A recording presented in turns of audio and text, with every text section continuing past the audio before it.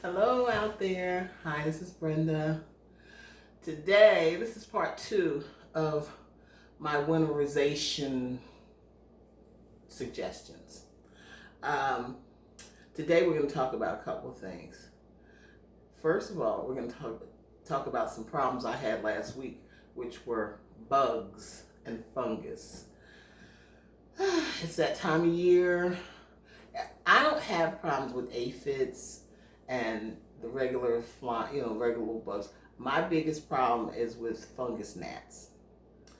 Uh, that's generally in the winter. In the summer, I don't have too many problems with those. But in the winter, of course, because they like the dry soil, and that's when you let your soil dry out the most. You don't water as much in the winter, so here they come. But I found a solution for that about 3 years ago. Because about 3 years ago, I had so many beautiful plants, and they kept turning brown at the tips and slowly dying. I couldn't figure out what it was. I thought I was overwatering, and then I did some research and found out, you probably have fungus gnats. And then I figured out how to get rid of those little suckers. So one of the things that I do to get rid of fungus gnats is, well, the main thing I do is I make a little solution. Okay, I'm going to show you the two things that I do for bugs, okay? But this is for fungus gnats in particular. I get what's called neem oil. This is neem oil. Okay? And it's tiny because you only need a little bit. And then there's detergent. There's apple cider vinegar. Who knew there were so many uses for apple cider vinegar? So the first thing I'm going to show you is what I do for the fungus gnats. I get apple cider vinegar. I use these little cups that I have, and I fill it pretty much. Fill it up. Oops. Okay. I put a couple drops of dish liquid and just a tiny bit of sugar. See, that attracts them. And then I stir it. And it's amazing how they love this. What you'll find if you have fungus gnats, because you probably have them, if you're sitting in your living room or in your house and you look at a window and you see these little bugs, you think, oh, that's a fruit fly. No, it's not. It's a fungus gnat. Is there fruit around? No. They don't even look like fruit flies. They look different. They look like teeny, tiny flies. Fruit flies look like tiny little bug. I don't know. They're just so little you can't even figure out what they are. They're just these little things. They look like these little dots on flying around your fruit. But fungus gnats, if you see one, you've probably got 20 in your house. You just don't know it because they're so tiny. And you generally don't see them unless they do fly up to the window or whatnot. And I used to see them, I used to sit around and I'd see them flying, see every now and then I'd see, oh, what is that little bug? Cause we kind of get used to things, in our environment. And I didn't think about what it was or if it was doing anything to my plants. But that's what, they're interested in the dry soil, and they like to burrow their way down into the soil, and they live there and they hatch their eggs and whatever. So I use this to keep them. What I do is I have 2 cups, 2 of these. But it depends on how many plants you have, you might want to have a few. And what I do is I sit it just on a table near a group of plants. Then I sit the other one on another side of the room near a group of plants. And by the end of the week, I'm going to probably show it to you one day, how there are you see little bugs in there. It looks like little specks of dirt. No, those are bugs. And by the end of the week, this could be filled with like 20 or 30 bugs if they're actually here. Right? I saw one yesterday. I don't know how real prevalent they are right now because it's still kind of warm, so they're still outside. And, they're not really trying to get in yet. But this is what I do for the gnats. And also, what I do for any bugs is I make my own bug spray. This I can spray into the soil. I spray on the leaves. And I do it about once a week. And I just spray around in the soil and spray the leaves. And I have no bug problems. I really don't, I have to say. But what I do is I take, this is full of water. This is like 32-ounce bottle. And it's full to the top with water. And this is the neem oil. And I take the neem oil. And it's just very potent. So this is a teaspoon. So I just fill that up. 1 teaspoon of neem oil. And then I put a drop of this liquid, because this liquid is something that it kills the, once they get in there, it's part of killing the bug. I don't really know the scientific facts about it. I guess I should kind of look it up if I'm going to talk about it. Anyway, then I shake this up, and then this is the spray. And I can just spray my plants, and let me see. This is my lemon lime pop. Oh, let me use this croton here, because this I want to talk about. See, this is, I just spray, and then I spray all around the plant like that. I do that about once a week, especially in the winter when they're infested. And another thing is fungus that I had a problem with. Now that was something I had a problem with last week, and I did that, caused that myself, because croton, and here's a Dieffenbachia. Let me show you that. This is so pretty. Dieffenbachias, dumb cane, plants like that tend to grow fungus if they get wet. The leaves stay wet. And about a month ago, I thought, okay, they need, it's not humid enough. And so I took it upon myself, and I knew I didn't have a mister. So I used a regular spray bottle, and it wasn't misty enough. So the spray just sprayed like water, and it sprayed on the leaves. And instead of me wiping those leaves off, I didn't think about it at the time. And what happened is a couple weeks later, several of my croton and my Dieffenbachias died. The little ones, they didn't survive. One really pretty croton is kind of big. I rushed it out. I cleaned it up, got all the dead leaves off that, and I put it out front on the front porch. And it looks like it might survive. I'm going to leave it out there as long as I can, as long as the weather will allow, and see if I can get it surviving. What I've done is I clean it off, and I spray it for bugs and everything to try to, healthy it up and bring it back in the house. But there were several plants that did not make it, and they will end up, in my compost pile, which is sad. But this is, it's the circle of life when you have plants. And so, because this is the time of year when I look at my plants and I say, will we be together next year? Because I swear, to me, plants, it's like a relationship. It reminds me of relationships that have gone bad. It's not working out, but you refuse to give up, and it just don't work out in the end. Now, this is one of my new loves right here. This is one of my alocasias, and it is so beautiful. And I'm going to really try not to kill this over the winter.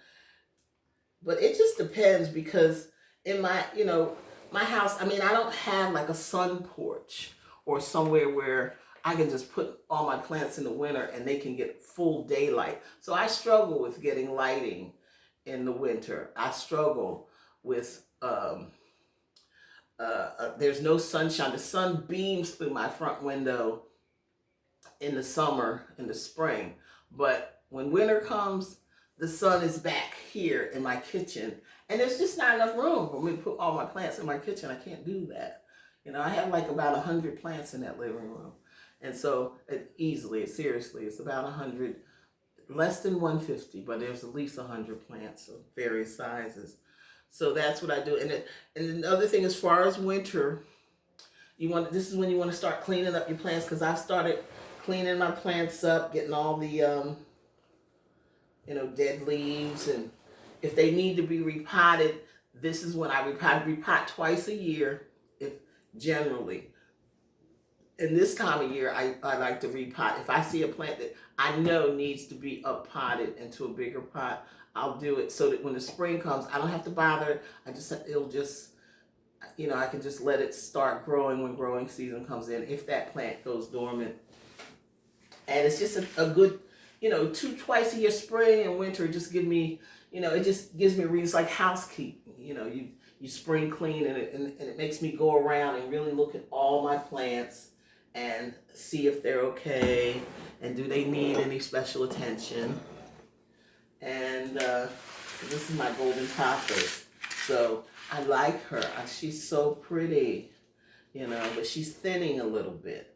I took her, I had her on the shelf. I think I'm going to take her down. But I think she doesn't want a lot of direct sunlight, but yet she does want light. So finding this perfect spot for her has been difficult, and it'll be even more difficult in the winter. Already talked about the crow. Let me put that over there. And this is my Monstera Delicioso. Let me see if I can see. I'm going to put it next to me. See? She's really pretty. I put her on a pole the other day. And I make these myself. So I'm going to show you how to do that one day. One of these days I'll do that. Because I like making them myself. I have my own roll of cocoa core, which is what you call this burlappy feeling kind of stuff. And then I find sticks and poles and branches and stuff, and I put them on there. But anyway, so plants like that, and then my calathea, trying to keep, I really hope that we're still in a relationship by the spring. I'm really going to try hard. And that's what it feels like. It feels like over the winter, it feels like a relationship that's going to be tested. How will we do? Will our romance survive the winter? That's the question I always ask. And some do, as relationships go, and some don't. So I can love you. That don't mean that you won't love me back. So we'll see. But anyway, that was basically what, winterize your plants. Find the light, as much light as you can. Open up some curtains in a room where you usually keep the curtains drawn. If you have to move some plants in there, if you can, because it is difficult in the winter. Unless you can now see, if you got 100 and something plants like me, everybody can't go in the window area. You have to find a room where there's indirect lighting across the room, where because if you see a shadow, as long as you open your window and you can see a shadow behind your plant, that's indirect light. That means they're getting light. That means that the light is reaching that plant. So that will work. Some plants do need more direct light, because my Hoyas are going to stay right close to the window.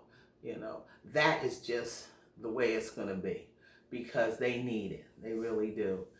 And plus I don't water them.